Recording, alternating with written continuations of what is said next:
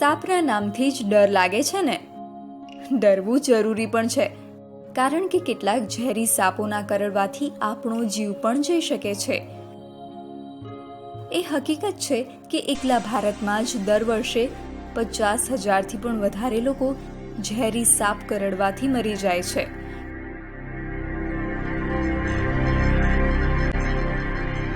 પરંતુ આ બધા સાપ ન તો ઝેરી હોય છે કે ન તો તે આપણા દુશ્મન. તો આજે કરીએ સાપ સાથે ઓળખાણ, સામાન્ય રીતે ભારતમાં મળી આવતા ઝેરી સાપથી. સાપ. મુખ્ય 4 ઝેરી સાપ. Snacks, the big 4. સાપ સરીસૃપ છે, પેટથી ચાલવાવાળા એટલે કે રેપ્ટાઇલ્સ. ખૂબ જ પ્રાચીન પ્રાણી છે અને પૃથ્વી પર તેમની પોતાની વિશેષ ભૂમિકા પણ છે. બધા જ સાપ માંસાહારી છે અને ઉંદર, ગરોળી, ખિસકોલી અને દેડકા તથા બીજા સાપ ખાઈને પોતાનું પેટ ભરે છે. તેથી ખાદ્ય શૃંખલા એટલે કે ફૂડ ચેઇનમાં તેમની ઘણી મહત્વપૂર્ણ ભૂમિકા રહેલી છે. સાપોની સંખ્યા જો ઓછી થઈ જાય તો ઉંદરોની સંખ્યા પર નિયંત્રણ કેવી રીતે રહેશે? અને જો ઉંદર વધી જાય તો આપણા ખેતરો અને પાકને કેટલું નુકસાન થશે તેની તમે કલ્પના કરી શકો છો. તેથી જ તો સાપ ખેડૂતનો મિત્ર છે. ભારતમાં લગભગ 300 અલગ અલગ પ્રકારના સાપ જોવા મળે છે, પરંતુ તે બધા સાપ ઝેરી હોતા નથી. જો આપણે ગામડામાં રહેતા હોઈએ તો ખૂબ જ જરૂરી છે કે આપણે આપણી આજુબાજુ મળી આવતા કેટલાક સામાન્ય સાપોને ઓળખીએ. સૌથી પહેલા વાત કરીશું બિનઝેરી સાપોની, એટલે કે જેમનામાં ઝેર નથી. ધામણ અથવા રેડ સ્નેક. નામથી જ ખબર પડી ગઈ ને કે સાપ ઉંદર ખાવામાં નિપુણ હોય છે.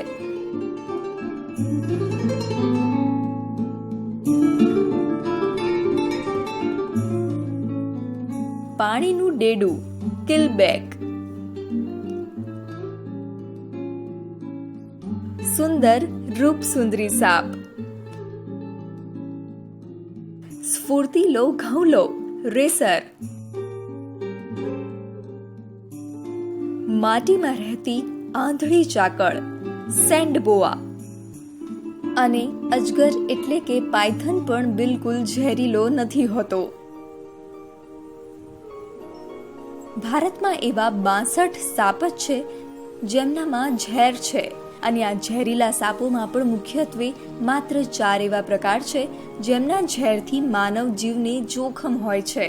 એટલા માટે જ તે કહેવાય છે મોટા 4 સાપ, ધ બિગ 4 સ્નેક્સ.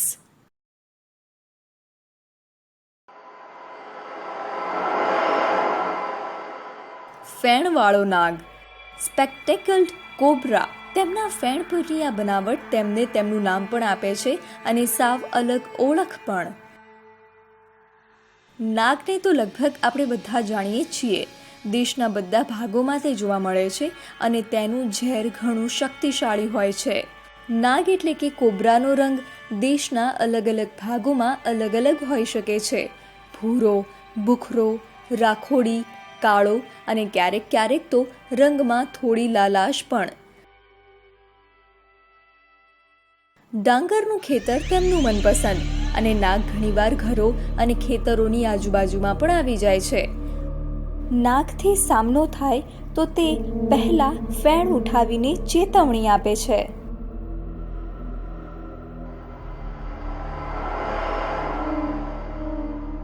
ભારતના 4 ઝેરી સાપોમાં કાળોતરો એટલે કે કોમન ક્રેટ. કોમન ક્રેટ સૌથી ઝેરી સાપ છે. તેના કાળા શરીર પર સફેદ બંગડી જેવા પટ્ટા હોય છે. બીજા ઝેરી સાપની જેમ તેના કરડવાથી દુખાવો થતો નથી. કાળોતરો રાત્રિના સમયે સક્રિય હોય છે અને ઉંદરોને શોધતો શોધતો ઘરોમાં પણ ઘૂસી જાય છે. જમીન પર સૂતેલા લોકોને ઘણી વખત તે કરડે છે. તેના ઝેરીલા દાંત ખૂબ જ નાના હોય છે, જેના કરડ્યા પછી પણ કોઈ નિશાન પણ પડતા નથી. તેથી મનુષ્ય જાતિ માટે તે ખૂબ જ ખતરનાક છે.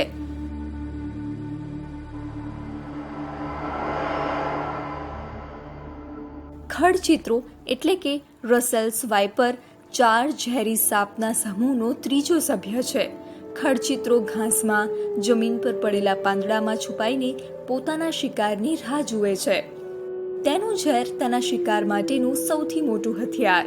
તેનું માથું ત્રિકોણાકાર હોય છે અને તેના ફૂંફાડાનો અવાજ એક પ્રેશર કુકરની સીટી જેવો મોટો હોય છે.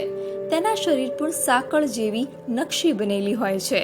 આ સાપ ઈંડા નહીં પરંતુ સીધા બચ્ચાઓને જન્મ આપે છે. લોકો ઘણી વખત ખડચિત્રાને ઝેર વગરનો અજગર સમજી બેસે છે. આ ભૂલ જીવલેણ સાબિત થઈ શકે છે. ખડચિત્રો ખોરાકની શોધમાં ખેતરો અને ઘરોની આજુબાજુ પણ આવી જાય છે અને ભૂલથી તેના પર પગ પડવાથી કરડી શકે છે.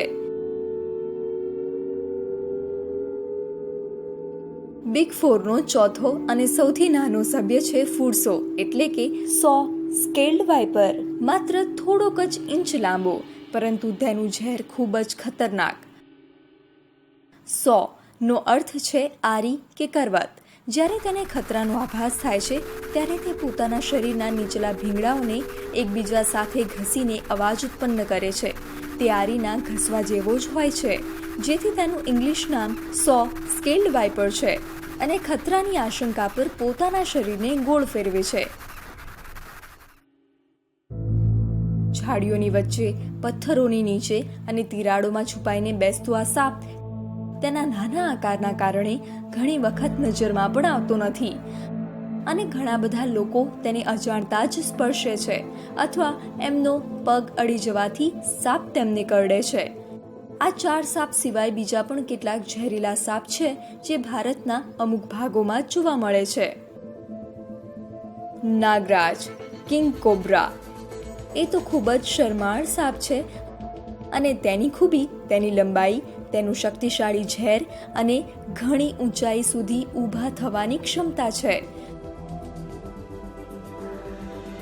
સાપનું ઝેર તેના શિકારને નિષ્ક્રિય કરવા, મારવા અને પચાવવા માટે હોય છે. કોઈ પણ સાપ આપણને કરડવા નથી ઈચ્છતો, પરંતુ ભૂલથી પગ પડવો અથવા સાપને આપણાથી ડરનો અનુભવ થાય તો તે સ્વબચાવમાં આપણને કરડી શકે છે. સાપ વિશે આપણે ચિત્ર વિચિત્ર વાતો માનતા આવ્યા છીએ, તો સાચું શું છે અને શું ખોટું છે તે જાણવું ખૂબ જરૂરી છે.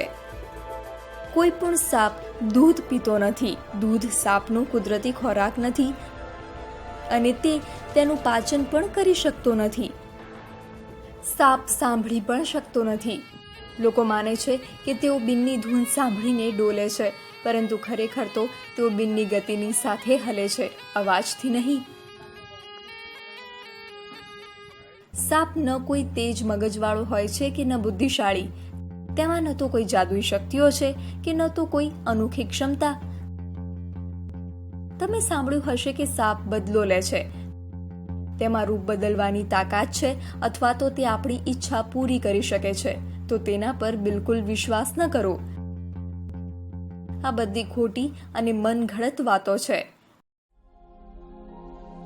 પૃથ્વી પર જોવા મળતા અસંખ્ય પ્રાણીઓની જેમ સાપ પણ એક પ્રાણી છે, જો પૃથ્વીની ખાદ્ય શૃંખલા એટલે કે ફૂડ ચેઇનમાં ખૂબ જ અગત્યનું કાર્ય ભજવે છે.